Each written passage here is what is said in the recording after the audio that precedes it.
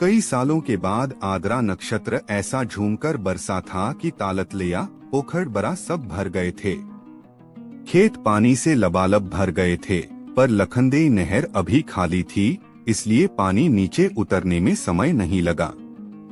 जब खेतों का पानी घटने लगा तो 2-3 दिनों में ही घटकर नीचे चला आया।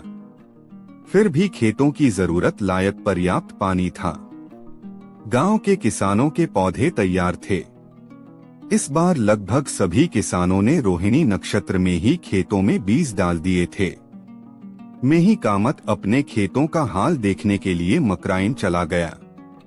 वैसे तो वह हमेशा खेतों की ओर घूमने निकलता था, पर उस रात पानी ज्यादा घट गया था।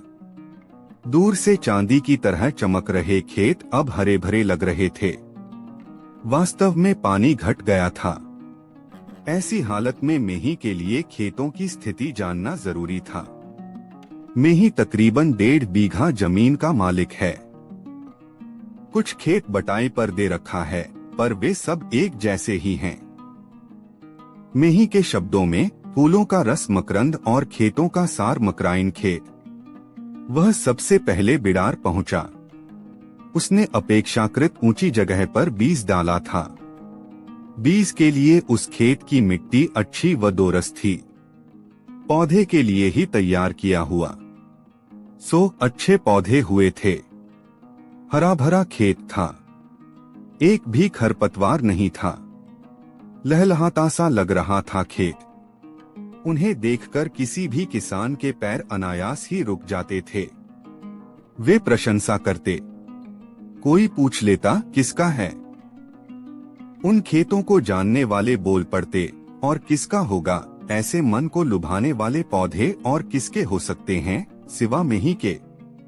पूरे गांव के कुशल किसानों में उसका नाम सबसे ऊपर है।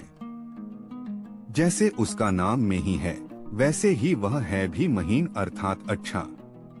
वैसे तो वह बहुत से दूसरे काम भी जानता है, पर खेतीबाड़ी के काम में उसकी रुचि गजब की है।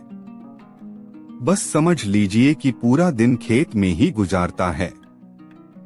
वह जुते हुए खेत की मिट्टी से खरपतवार ऐसे निकालता है कि देखते ही बनता है।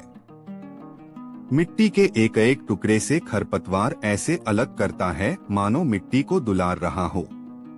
इसीलिए गांव के लोग कहते हैं कि मेही के प्राण उसकी देह में नहीं, मकराइन में बसते हैं। वास्तव में वह हुनर वाला आदमी है। गांव के भरे पूरे लोग दूसरे के खेतों में काम नहीं करते, पर मेही ऐसा नहीं है।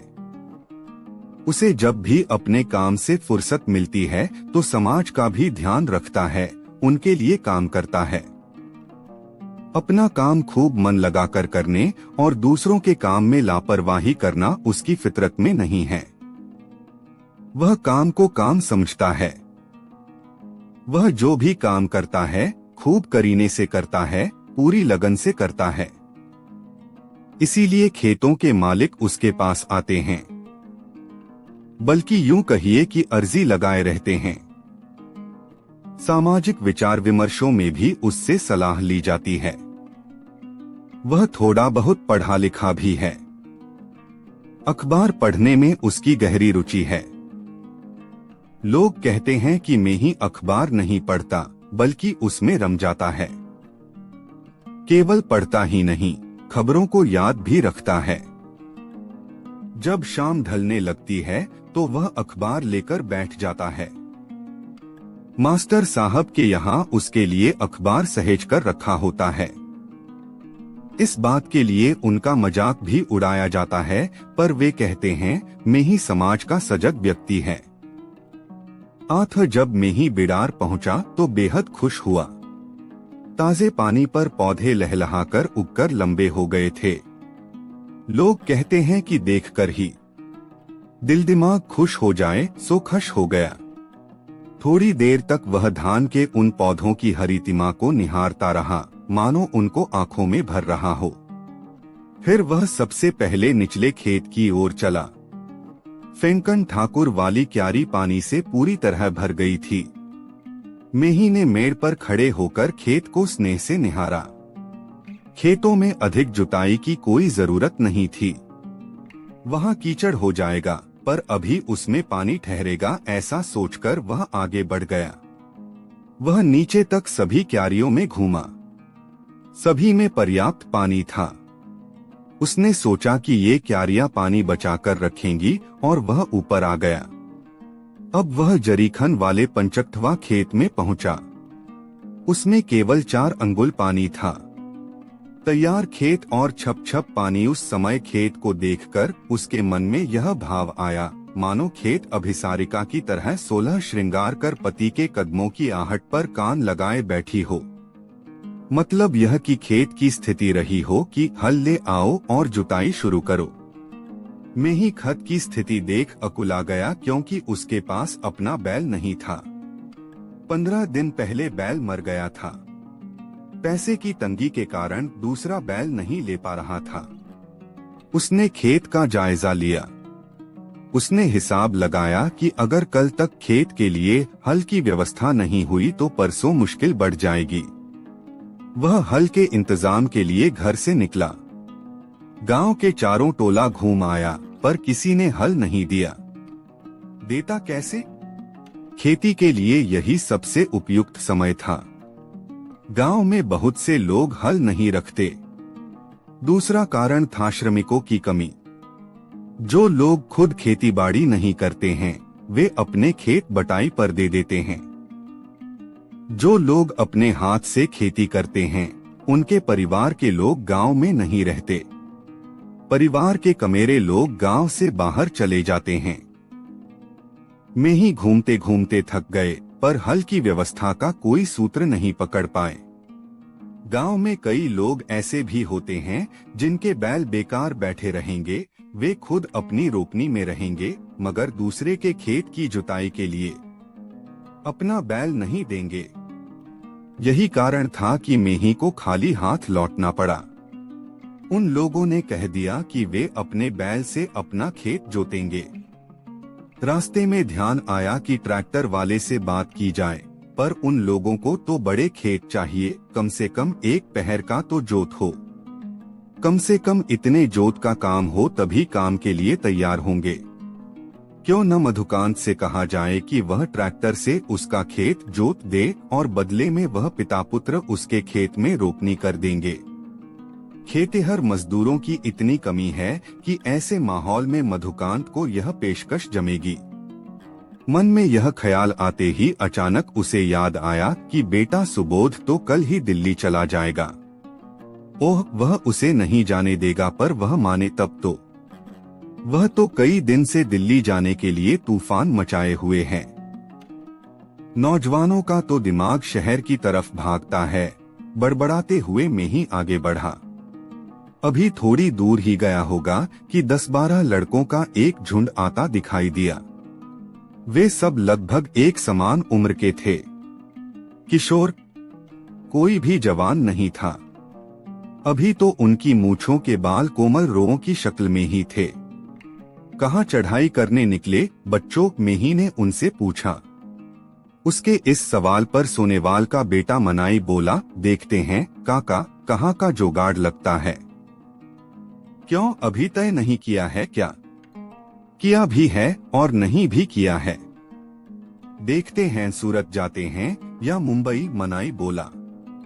जब मनाई ने पहले के बंबई को मुंबई कहा तो मैं ही मन हंसा। उसके मन में आया कि आजकल तो साधारण आदमी को भी देश विदेश की बहुत सी बातों की जानकारी हो जाती है, पर वे यह नहीं समझते कि वे कहाँ जा रहे हैं। गांव में खेती बाड़ी का काम कैसे चलेगा? काम करने वाले तो बाहर भाग रहे हैं। वह अपने टोले के सभी घरों को याद करने लगा। छोटे छोटे बच्चों और बूढ़ों को छोड़कर गांव में और कोई नजर नहीं आ रहा था। उसे लगा कि ये छोटे बच्चे भी जवान होते होते शहर की ओर फुर्र हो जाएंगे। उस स्थिति में गांव का क्या भविष्य होगा? गांव बूढ़े बुढ़ियों की बस्ती बनकर रह जाएगा। मन में यह ख्याल आते ही उसे सरजुग बाबा याद आए। एक दिन की बात है, मैं ही कहीं से चला आ रहा था। उसने सरजुग बाबा को प्रणाम कर उनका हालचाल पूछा तो बाबा रोने लगे। उनके ऐसे दिन आ गए कि एक बड़े परिवार के मुखिया होते हुए भी खुद को अकेला व अलहाय सा अनुभव कर रहे थे, जबकि परिवार में बेटा भू, पोता पोती, पड़पोता भी थे। बेटा कानपुर में नौकरी करता था, बाद में वहीं बस गया था। फिर तो वह गांव को पूरी तरह भूल गया था। बाबा को रोते देखकर मैं ही उनके पास बैठ गया। उसने बाबा को ढांढस बंधाया। कुछ देर बाद बाबा बोले, क्या कहूँ, कई बार तो मन सूना सूना सा लगता है। घरवाली तो मुझसे भी ज्यादा अकेलापन महसूस करती है। क्यों, क्या अब वे लोग आपकी खोज खबर भी नहीं लेते? मेही ने पूछा। मेही की इस बात पर सरजुग बोलने लगा, क्या बताऊं मेही, बड़े पोते की शादी हुई, सारी रस्में वहीं निभाई गईं। खैर, उसकी मर्जी, जहां करे। बैरियों से इतना भी नहीं हुआ कि जरा बहू का मुंह ही दिखा देते। मैं अब देखूंगा भी क्या, अब तो सूझता भी नहीं। फिर भी पोते की बहू का मुंह देख लेता तो मन संतुष्ट होता। क्या अब आपको दिखाई नहीं देता? मेही ने पूछा।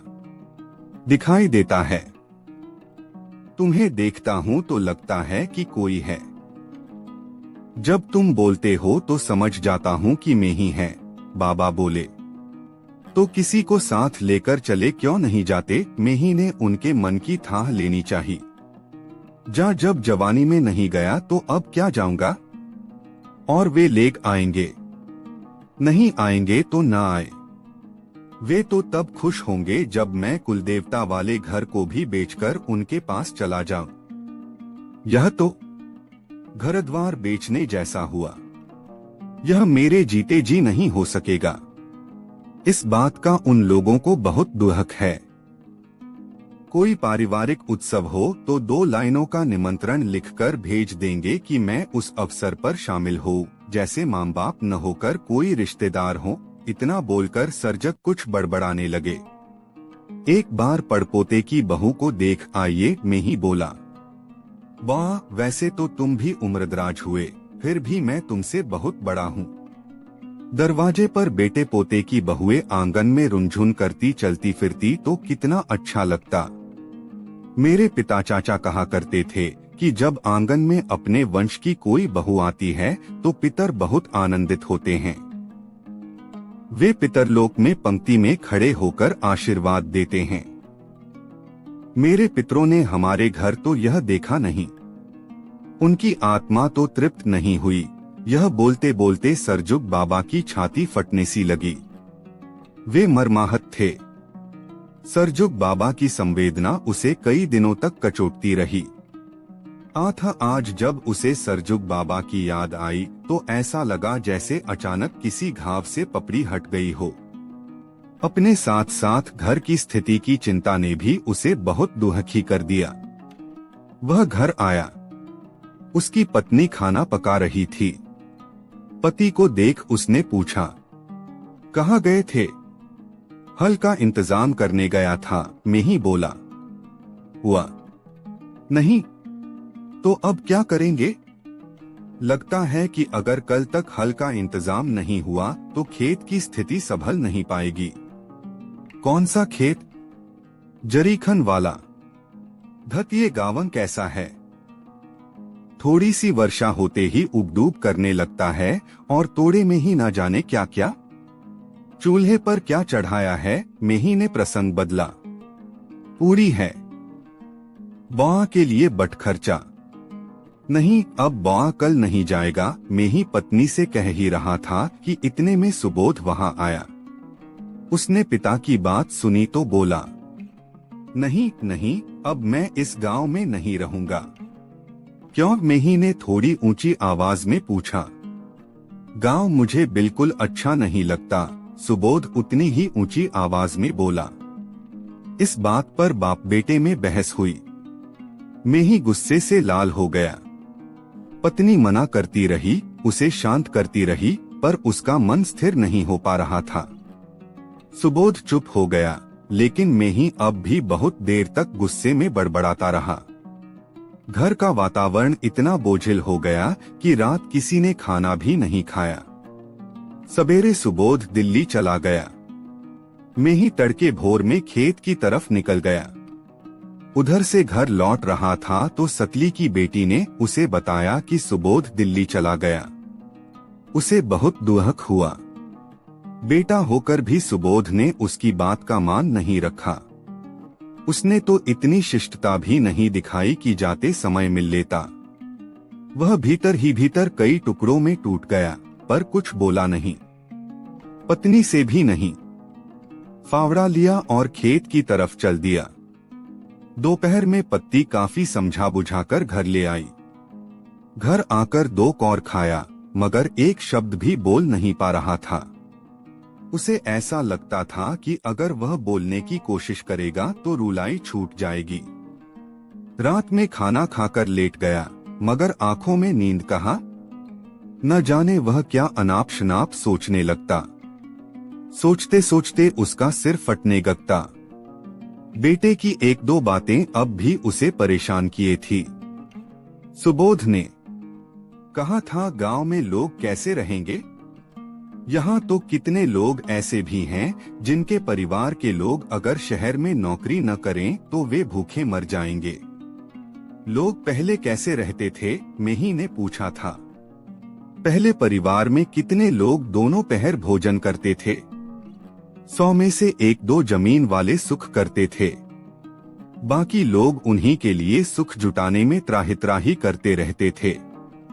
अब समय बदला है, पर अब भी गांव वाले शहरी मनीडर पर जी रहे हैं। बेटे ने अपनी बात रखी थी।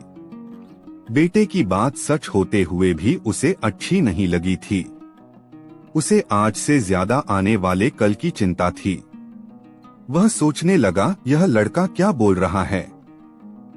ऐसी उपेक्षा सहते सहते गांव पता नहीं क्या हो जाएगा। खेती बाड़ी खत्म हो जाएगी, फिर मनुष्य कैसे बचेगा? मेही के हृदय में खेतों के प्रति ममत्व जागृत हो गया। उसे बेटे पर और क्रोध आया। वह बहुत बोल गया था और बोलते बोलते थक गया था। अभी उसे बेटे की बातें याद आती हैं और सुरजू गुरुजी की बातें भी। गुरुजी कहते थे, धरती माँ है, हरियाली उसकी प्रसन्नता का प्रकटीकरण है, विभिन्न नदियाँ उसके गीत हैं और उर्वरा उसका मातृत्व जिसे पाकर जीव इस धरा पर जीता है। परंतु आज उस धरती माँ के पुत्रगण अपनी माँ का विनाश करने पर तुले हुए हैं। ऐसे में धरती क्रोधित हो जाएगी, संसार नष्ट हो जाएगा। गुरुजी अक्सर यही कहते रहते थे। मेही को गुरुजी की और बातें अच्छी लगती थीं, पर अंतिम पंक्ति धरती क्रोधित हो जाएगी और संसार खत्म हो जाएगा अच्छी नहीं लगती थी। पर वह करता भी क्या? बचपन में गुरुजी से पढ़ा था, गुरुजी से यह कहने का साहस नहीं हुआ कि गुरुजी अंतिम अशुभ पंक्ति मत बोलिए। गुरुजी उसकी आंखें और भौं देखकर समझ जाते और कहते, मेही, मैं तुम्हारा गुस्सा समझता हूँ। आजकल के ऐसे समय में भी तुम मनुष्य हो, इसलिए तुम्हें यह बात बुरी लगती है। संभाल सकते हो तो संभाल लो, जंगल कट रहे हैं, उसे रोको, वन रोपो, गंगा प्रदूषित हो रही है, कराह रही है, उद्योग धंधे हरियाली को लील रहे हैं, धरती को बचा लो, गांवों से लोग उजड़ रहे हैं, उसे रोको। गुरुजी बहुत सी बातें बोलते थे। मेही को ऐसा प्रतीत होता था जैसे गुरुजी के वे शब्द उसे फटकार रहे हैं। उसके मन में इस बात के लिए ग्लानि का भाव उत्पन्न होता है कि वह अपने बेटे को भी धरती माँ की सेवा के लिए नहीं रोक पाया। ऐसा सोचते हुए मानो वह धरती माता से कह रहा हो, हे माता, जैसे अब लोग आपको छोड़कर दूसरे कामों में लग रहे हैं, वैसे ही अपने जन्मदाता माता पिता को भी छोड़ रहे हैं। ऐसा सोचते सोचते उसे लगा जैसे वह भी एक दिन सरजुग बाबा हो जाएगा, पूरा गांव सरजुग बाबा हो जाएगा। फिर तो वह एक भयावह कल्पना से चौंक उठा। वह लेटे लेटे ही मन को शांत करने की कोशिश करने लगा। वह बहुत देर तक सो नहीं पाया। पशुओं को खोलने का समय था। पत्नी चौंक कर उठी। मैं ही नींद में ही चिल्ला रहा था। उसी चिल्लाहट से उसकी नींद खुली। वह पति को झिझोड़ झिझोड़ कर जगाने लगी। काफी देर बाद उसकी नींद टूटी। उठने के बाद भी वह बहुत देर तक गुमसुम बैठा रहा। इस दौरान पत्नी ने उससे कितनी बार पूछा था, क्या हुआ, ऐसे क्यों चिल्ला रहे थे। जब उसका मन स्थिर हुआ तो उसने बताया कि उसने एक भयानक सपना देखा है। पत्नी चौंक उठी। क्या? वह इस बात से डर गई थी कि चूंकि सवेरे का देखा सपना सच होता है। आठ हे भगवती, वह मन ही मन घर के कुलदेवता को प्रणाम करने लगी। मैंने सपना देखा कि गांव के सभी लोग एक एक कर गांव से चले गए हैं। खेतीबाड़ी का काम ठप्प हो गया है।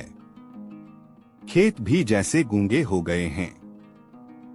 उसके बाद अंटशंट सपने देखने लगा। मैंने देखा एक मंदिर है। उसमें देवी की एक मूर्ति है। पास पहुंचा तो मंदिर टूटा फूटा खंडहर सा था। उसके बीच में जो एक मूर्ति थी वह मेरी माँ थी, मूर्ति नहीं। मैं और पास गया। वह मेरी माँ नहीं थी, मेरी माँ जैसी थी। लगा जैसे वह रो रही हो। मैंने पूछा, आप कौन हैं?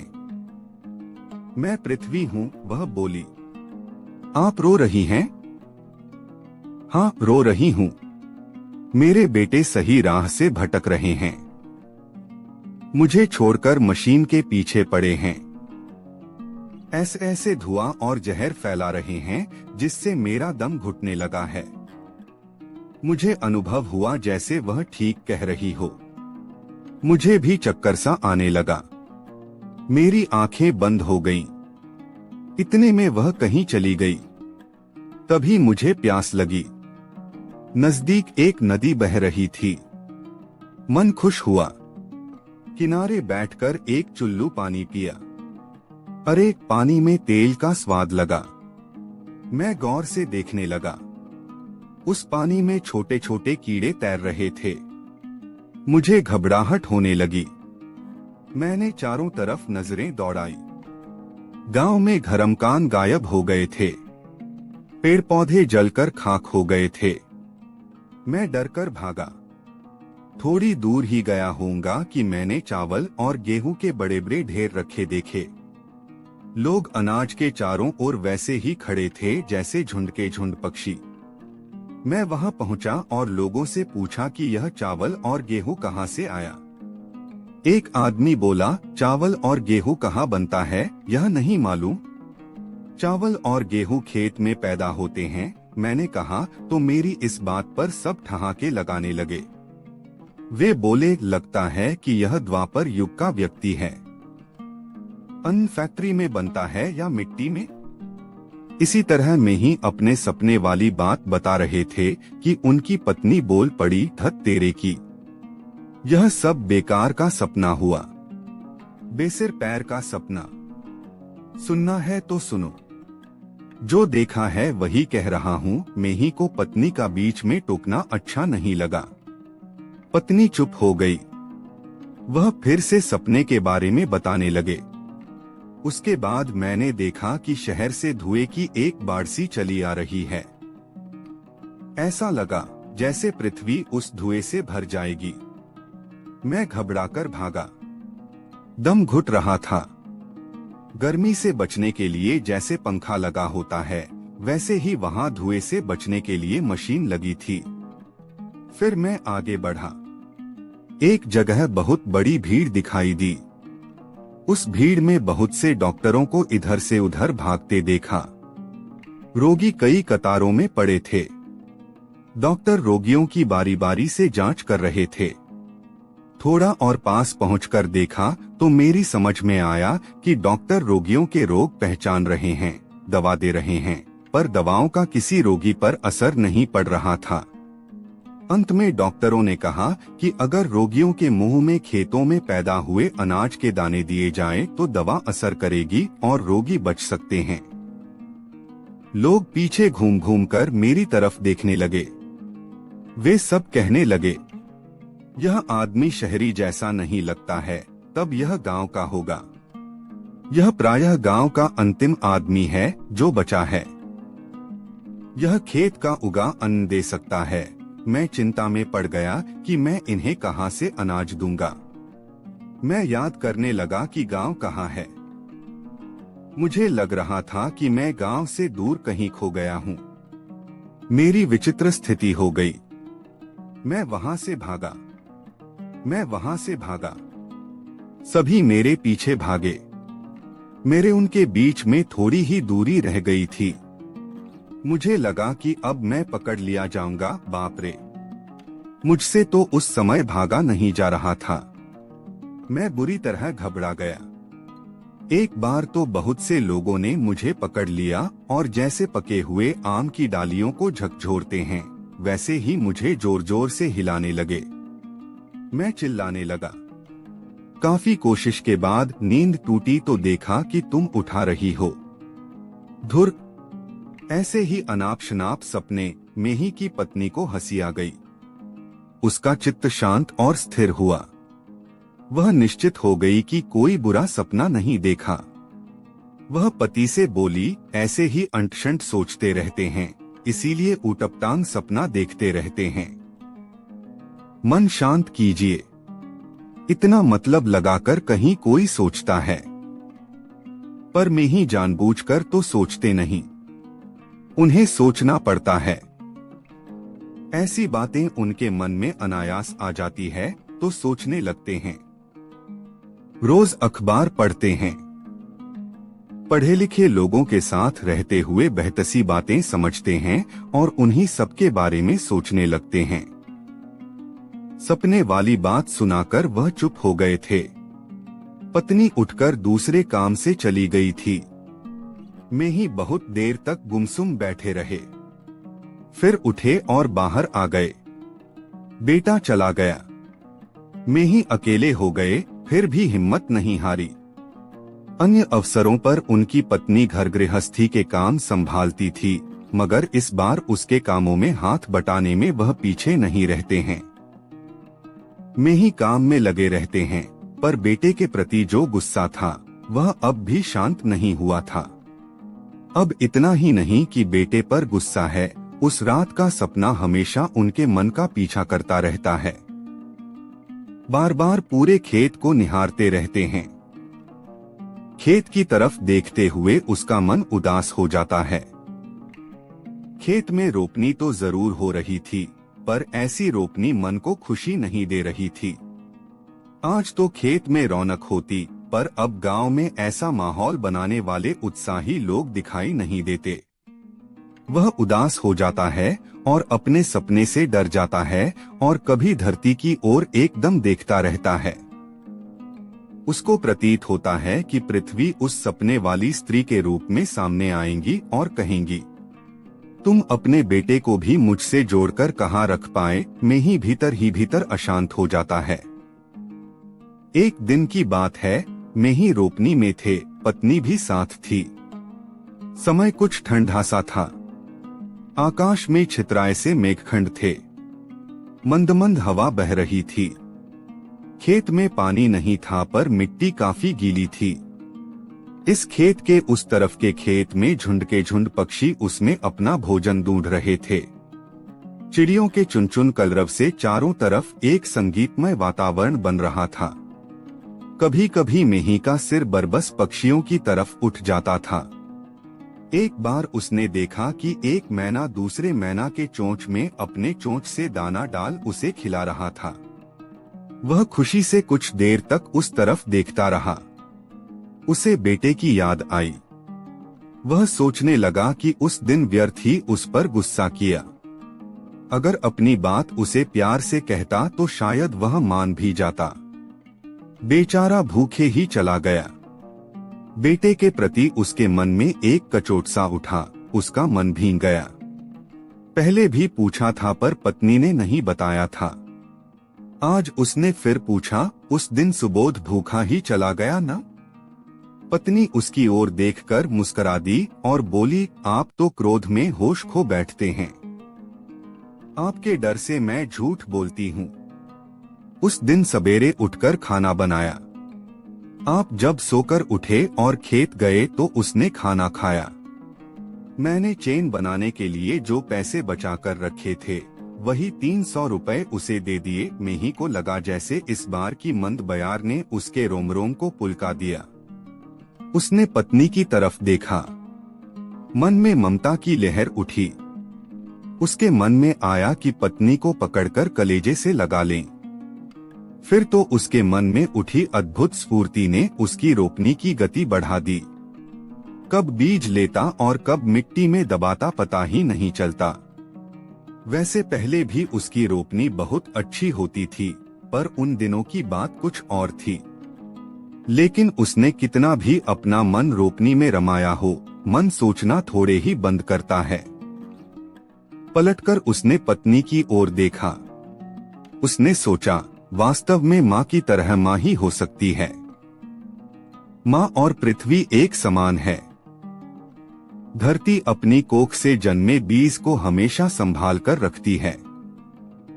सोचते सोचते मेही के मन में आया कि माँ का स्नेह दुलार उसे बाहर नहीं रहने देगा। वह गांव जरूर लौटेगा। काश उसका मन उछल पड़ा हो। वह सोचने लगे कि ऐसे ही एक दिन वह दोनों व्यक्ति रोपनी कर रहे होंगे, तभी कोई बोलता हुआ आएगा, सुबोध घर आया है।